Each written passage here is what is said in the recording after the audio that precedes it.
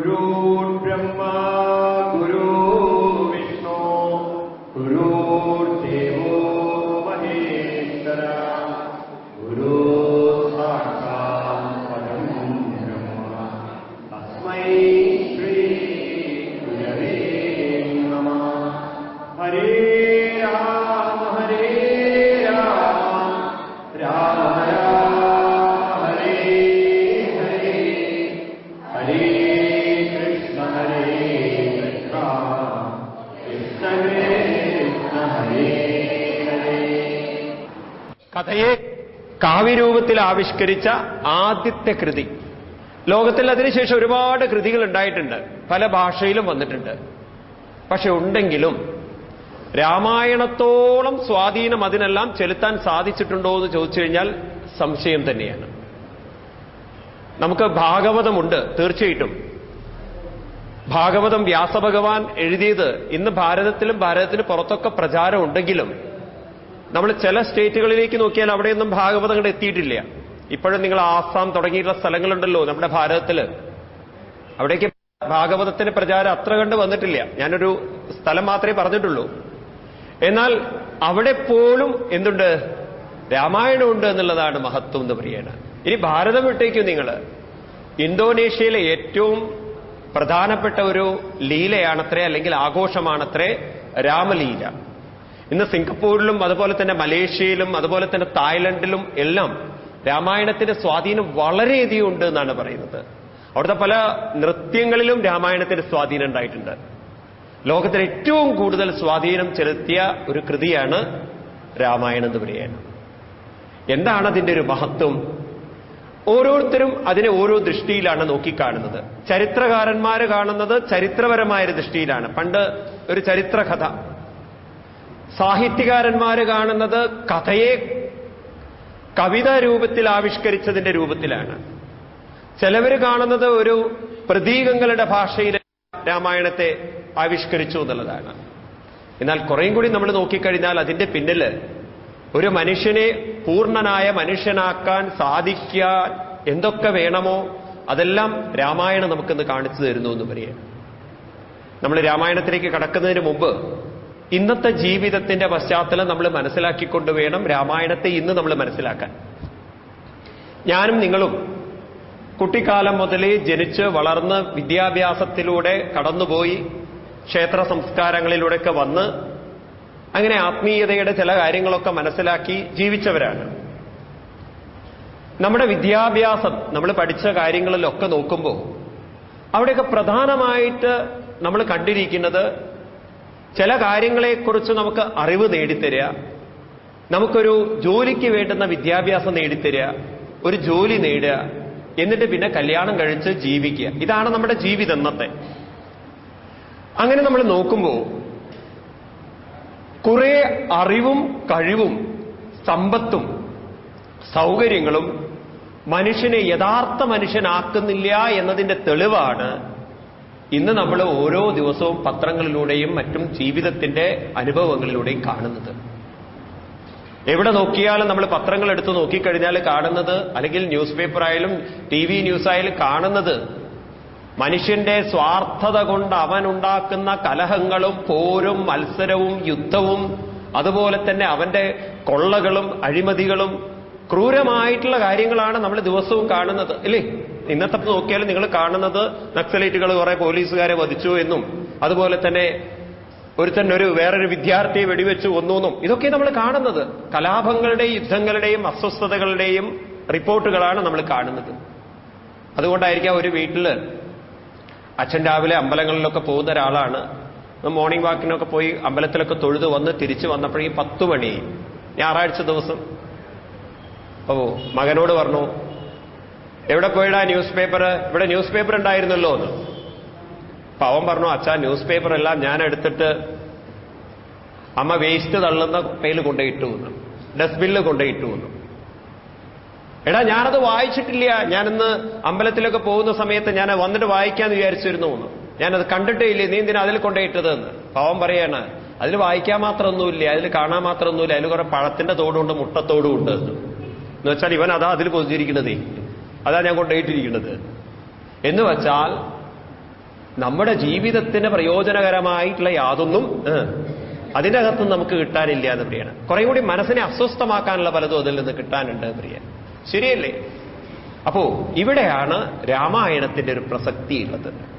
രാമായണം പറയണു കുറെ അറിവും കഴിവും അതുപോലെ സമ്പത്തും സൗകര്യങ്ങളും ഉള്ളതുകൊണ്ട് മാത്രം മനുഷ്യനാവാൻ പോകുന്നില്ല എന്ന് പറയാം.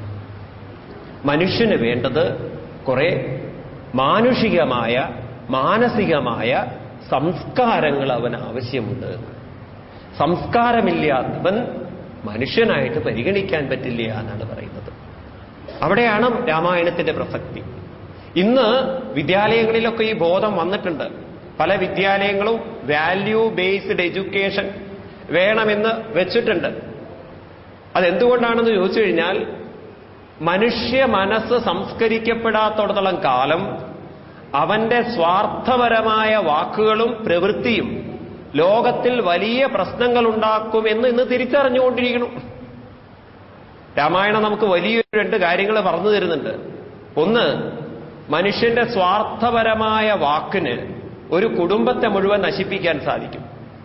മനുഷ്യന്റെ സ്വാർത്ഥപരമായ പ്രവൃത്തി ഒരു വലിയ നാശത്തിലേക്ക് അവനെ നയിക്കും.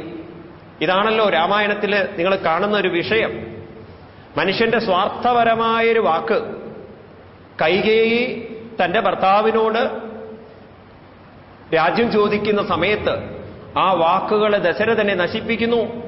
രാമൻ എന്ന് പറയുന്ന ഒരു വലിയൊരു സംസ്കാരമുള്ള ഒരു വ്യക്തിയെ അവിടെ നിന്നും അകറ്റുന്നു എന്ന് പറയുകയാണ്. കുടുംബം മുഴുവൻ ഛിദ്രമുണ്ടാക്കാൻ ഒരു വാക്കിന് സാധിച്ചു, ഇല്ലേ? അതുപോലെ തന്നെ നിങ്ങൾക്ക് കാണാം രാവണന്റെ ഒരു പ്രവൃത്തി ആ വംശത്തെ മുഴുവൻ നശിപ്പിച്ചു എന്ന് പറയുകയാണ്. തീർച്ചയായിട്ടും ശ്രീരാമസ്വാമി ശൂർപ്പണഖയോട് ചെയ്ത പ്രവൃത്തി സീതയെ അകറ്റിയിട്ടുണ്ട്. അവിടെയൊക്കെ നമുക്ക് കാണാം മനുഷ്യന്റെ വാക്കും മനുഷ്യന്റെ പ്രവൃത്തിയും. ഇംഗ്ലീഷിലൊരു പ്രൊവർബുണ്ട്, the word and the action which we launched it cannot be retake എന്നാണ്. നമ്മൾ ഒരിക്കൽ പറഞ്ഞ വാക്കും ഒരിക്കൽ ചെയ്ത പ്രവൃത്തിയും തിരിച്ചെടുക്കാൻ സാധ്യല്ല എന്നാണ്. കുട്ടിക്കാലത്ത് ഒരു കഥ കേട്ടിരിക്കുന്നത് ഇങ്ങനെയാണ്. പണ്ടൊരു ശിഷ്യൻ ഗുരുവിനോട് പറയുകയാണ്, എന്താണെന്നറിയില്ല, എനിക്കെന്റെ നാവിനെ നിയന്ത്രിക്കാൻ പറ്റുന്നില്ല. ആരോട് വർത്തമാനം പറഞ്ഞാലും ദേഷ്യത്തിലെ വർത്തമാനം പറയുള്ളൂ ഞാൻ. അവരൊക്കെ വെറുപ്പിക്കണു, അവരോടൊക്കെ ഞാൻ വിദ്വേഷം ഉണ്ടാക്കണു. കോപം എനിക്ക് നിയന്ത്രിക്കാൻ പറ്റുന്നില്ല. എന്റെ മനസ്സ് അങ്ങനെ അസ്വസ്ഥമാവും. ഇതിനെന്താ പരിഹാരം? അപ്പൊ ഗുരു നല്ലൊരു വഴി പറഞ്ഞു കൊടുത്തു. ഇന്നു മുതൽ നീ ആരോട് കോപത്തിൽ വർത്തമാനം പറയുന്നു, ഇപ്പൊ ഒരു കാര്യം ചെയ്യാൻ, നീ നിന്റെ വീട്ടിൽ വലിയൊരു മരത്തിന്റെ പലക നീ കൊണ്ടുവയ്ക്കണം. എന്നിട്ട് എത്ര ആളുകളോട് നീ കോപം കാണിച്ചിട്ടുണ്ടോ അത്രയും ആണി വാങ്ങിച്ചു വെച്ചിട്ട് ഒരു ചുറ്റി എടുത്തിട്ട് ആണി അടിച്ചു വെക്കുക. ഓർത്ത് വെക്കണം, എത്ര ആളുകളോട് ഞാൻ കോപം കാണിച്ചിട്ടുണ്ട്. അങ്ങനെ ഇയാൾ ദിവസവും ആണി 1 കിലോ വാങ്ങിച്ചു വെച്ചിട്ടുണ്ട്. എത്ര ആളോട് കോപം കാണിച്ചിട്ടുണ്ട് അന്ന് ഓർത്ത് വൈകുന്നേരമായാൽ ആണി അടിക്കും. ഇന്ന് കേശവനോട് കോപം കാണിച്ചു, സുഭദ്രയോട് കാണിച്ചു, മീനാക്ഷിയോട് കാണിച്ചു, ഗോപാലിനോട് കാണിച്ചു എന്നൊക്കെ അങ്ങനെ അടിച്ചവിടെ ഉറപ്പിക്കും. എന്തിനു പറയണു? ക്രമേണ ഇയാൾക്ക് കോപം വരുമ്പോൾ ബോധം വരാൻ തുടങ്ങി. ആണി അടിക്കണമല്ലോ എന്നുള്ളൊരു ബോധം. ക്രമേണ അങ്ങനെ ഒരു മാസം ആവാറായപ്പോഴേക്കും ഈ ആണിയുടെ എണ്ണം, അടിക്കുന്ന ആണിയുടെ എണ്ണം കുറഞ്ഞു വരാൻ തുടങ്ങി. ഇപ്പൊ ദിവസം ഇയാൾ ഗുരുവിന്റെ അടുത്ത് ചെല്ലും, എന്നിട്ട് പറയും കുറഞ്ഞു വരുന്നുണ്ട്, ഇംപ്രൂവ്മെന്റ് ഉണ്ട്.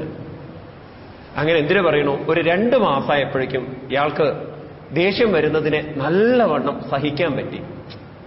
ക്ഷമിക്കാനുള്ളൊരു കഴിവ് അയാൾ നേടിയെടുത്തു.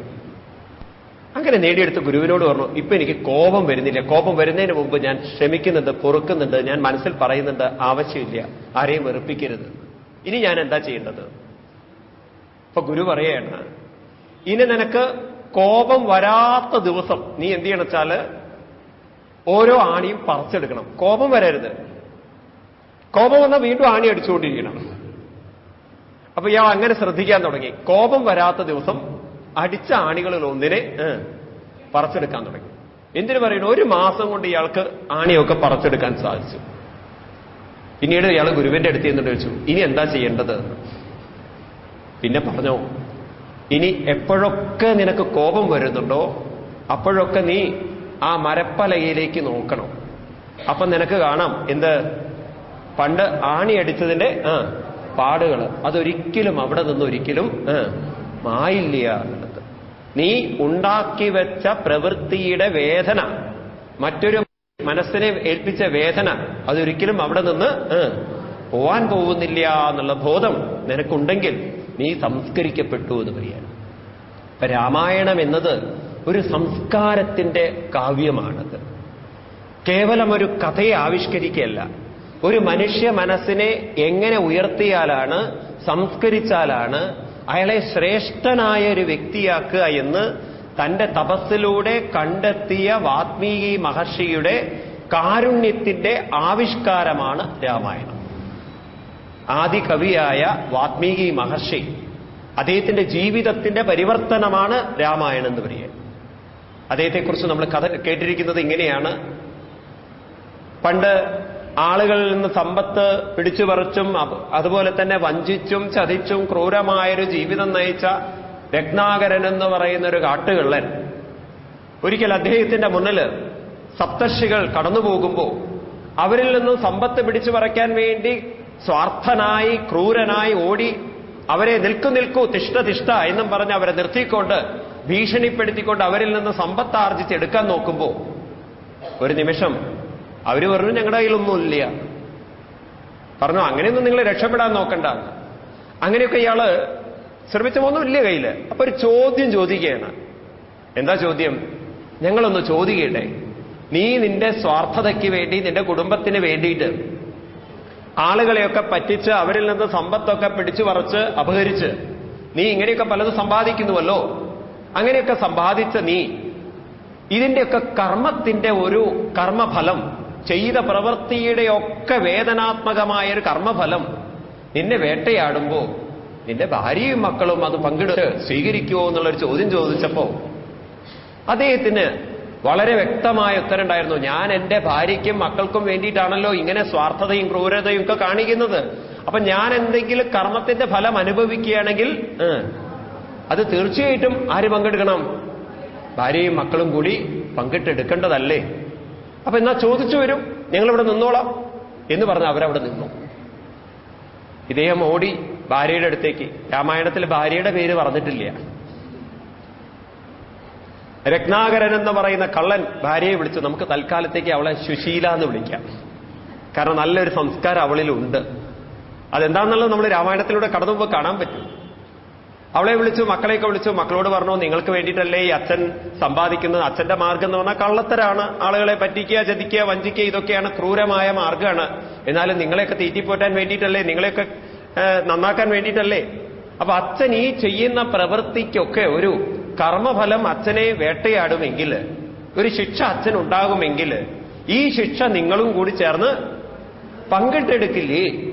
അച്ഛന്റെ കൂടെ നിങ്ങളും അത് സഹിക്കാനുണ്ടാവില്ലേ എന്ന ചോദ്യം ഭാര്യയോടും മക്കളോടും ചോദിക്കുമ്പോൾ ഭാര്യയെപ്പോലെ ബുദ്ധിമതിയായിട്ടുള്ള ഒരു സ്ത്രീ വേറെ ഉണ്ടായിരുന്നില്ലേ? ഒരുപക്ഷെ രത്നാകരനിൽ നിന്ന് ഉയർത്തിയത് ശരിക്കും ആരാണ്? ഭാര്യയാണ്. അതുകൊണ്ടായിരിക്കും ഇംഗ്ലീഷിൽ ഈ പ്രൊവർബ് വന്നത്, ബിഹൈൻഡ് എവരി സക്സസ്ഫുൾ മാൻ.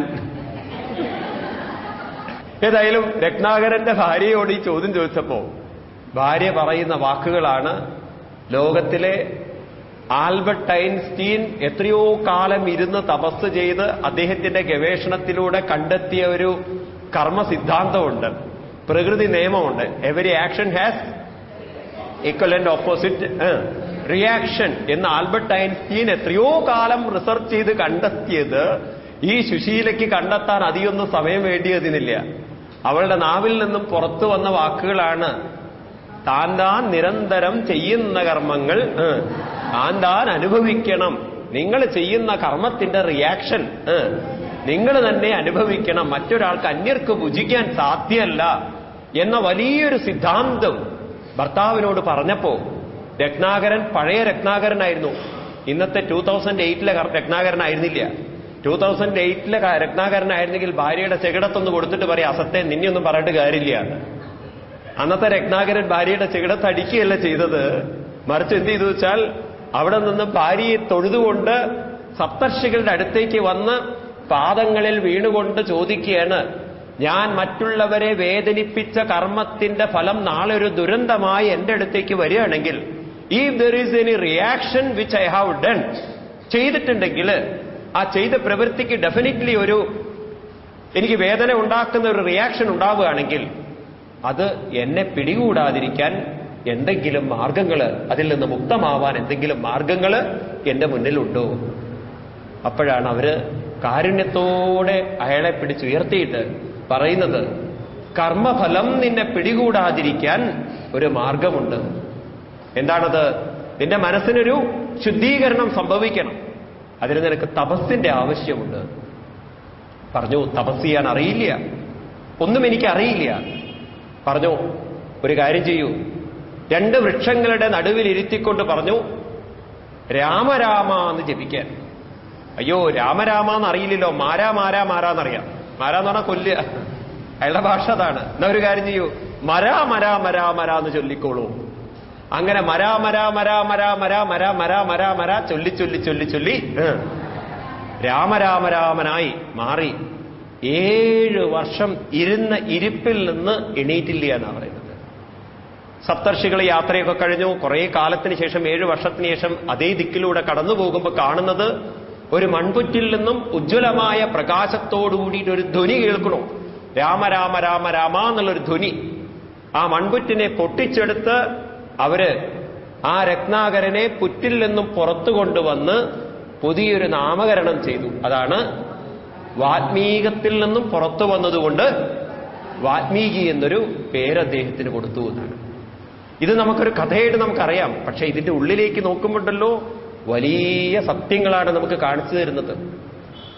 സ്വാർത്ഥതയുടെ അന്ധകാരത്തിൽ ജീവിച്ച, അന്ധനായി ജീവിച്ച രത്നാകരനെ, രത്നം ജീവിതത്തിന്റെ സമ്പത്തെന്ന് കരുതിയത് മറ്റുള്ളവരെ ദ്രോഹിച്ചിട്ട് പോലും സമ്പത്താർജിച്ച്, പ്രകൃതിയെ നശിപ്പിച്ചിട്ട് പോലും സമ്പത്താർജിച്ച് തന്റെയും തന്റെ കുടുംബത്തെയും മാത്രം നോക്കലാണെന്ന് തെറ്റിദ്ധരിച്ച അദ്ദേഹത്തിന് അതല്ല ജീവിതം, ഇവിടം കൊണ്ട് ജീവിതം തീരുന്നില്ല, എനിക്ക് ഒരുപാട് നിയോഗങ്ങളുണ്ട്, കർത്തവ്യങ്ങളുണ്ട്, കടമകളുണ്ട്, ജീവിതത്തിനൊരു ലക്ഷ്യമുണ്ട്, ജീവിതത്തിൽ നേടേണ്ടതായിട്ടുള്ള ഒന്നുണ്ട്. ഇത് മനസ്സിലായ സമയത്ത് തന്റെ ജീവിതത്തിൽ നേടേണ്ടത് രാമനാണ് എന്ന് സപ്തർഷികളിലൂടെ മനസ്സിലാക്കി തപസ് ചെയ്തപ്പോ രത്നാകരൻ വാൽമീകിയായി, വാൽമീകത്തിൽ നിന്നും പുറത്തു വന്ന് വാൽമീകിയായി തീർന്നുകൊണ്ടാണ്. ഇവിടെ നിങ്ങൾക്ക് 2 വ്യക്തികളാണ്, ഒന്ന് രത്നാകരനും ഒന്ന് വാൽമീകി. രത്നാകരൻ കള്ളനായിരുന്നു, സ്വാർത്ഥനായിരുന്നു. വാൽമീകി കാരുണ്യമുള്ള ഒരു വലിയൊരു ഋഷിയായിരുന്നു പ്രിയ. ഇതുപോലെ നമ്മളിൽ ഓരോരുത്തരിലും ഒരു ഋഷി ഒളിഞ്ഞിരിപ്പുണ്ട്. നമ്മളിലൊക്കെ ഒരു ഋഷി ഒളിഞ്ഞിരിപ്പുണ്ട്. പക്ഷെ നമ്മളിപ്പോഴും വാൽമീകത്തിന്റെ ഉള്ളിലാണ് ജീവിക്കുന്നത്, പുറത്തു കടന്നിട്ടില്ല. വാൽമീകം എന്ന് പറഞ്ഞാൽ മണ്ണ് എന്നാണ് അർത്ഥം. ഈ ശരീരത്തെ നമ്മുടെ പൂർവികന്മാര് കാണുന്നത് മണ്ണായിട്ടാണ്. കാരണം ഈ ശരീരം വന്നിരിക്കുന്നത് മണ്ണിൽ നിന്നാണ്. ഇത് തിരിച്ചു പോവേണ്ടതും മണ്ണിലേക്കാണ്. ഗീതയുടെ ഭാഷയിൽ പറഞ്ഞാൽ അനിത്യമസുഖം ലോകം ഇമം പ്രാപ്യ ഭജസ്വമാം. ഇത് അനിത്യമാണ്. ഈ അനിത്യമായ ശരീരത്തിൽ നിത്യമായൊരു ജ്യോതിസുണ്ട്, രാമചൈതന്യമുണ്ട്. ആ അനിത്യമായ ശരീരത്തിൽ നിന്നും നിത്യമായ ജ്യോതിസിലേക്ക് നമ്മൾ ഉയരുമ്പോൾ നമ്മളും ആരായിത്തീർന്നു? ഒരു ഋഷിയായി മാറി എന്ന് പറയാം. ഋഷി എന്ന് പറഞ്ഞാൽ കണ്ണു തുറന്നവൻ, ജ്ഞാനത്തിന്റെ കണ്ണു തുറന്നവരെയാണ് ഋഷി എന്ന് പറയും. അപ്പൊ നമ്മളൊക്കെ ഋഷിമാരായിത്തീരണം. ഋഷി എന്ന് പറഞ്ഞാൽ നമ്മുടെയൊക്കെ സങ്കല്പങ്ങളുണ്ടല്ലോ, ഈ കഥകൾ കേട്ടിട്ടാണല്ലോ നമ്മൾ വളർന്നത്. കുറേ തലമുടിയും ജടയും വെച്ചുകൊണ്ടുള്ള വയസ്സായിട്ടുള്ള കുറെ ആളുകളെ നമ്മൾ ഋഷി എന്ന് പറയാം. കാരണം നമ്മൾ ഈ TV സീരിയലിലൊക്കെ കണ്ടിരിക്കുന്ന ഋഷിമാരൊക്കെ അങ്ങനെയാണ്. എന്നാൽ ഋഷി എന്ന് പറഞ്ഞാൽ ജ്ഞാനത്തിന്റെ കണ്ണു തുറന്നവൻ അർത്ഥം. അദ്ദേഹത്തിന്റെ കണ്ണു തുറന്നു. അദ്ദേഹത്തിന് മനസ്സിലായി ജീവിതം നിൽക്കുന്നത് ധർമ്മത്തിലാണ്. ഈ പ്രകൃതിയിലേക്ക് നമ്മൾ നോക്കിക്കഴിഞ്ഞാൽ നമുക്കത് കാണാൻ സാധിക്കും. പ്രകൃതിക്കൊരു താളമുണ്ട്, ഒരു ഒഴുക്കുണ്ട്. അതിന് സൂര്യൻ ഉദിക്കുന്നതും അസ്തമിക്കുന്നതും കാലം മാറുന്നതും ഓരോന്നിനൊരു ഒഴുക്കുണ്ട്.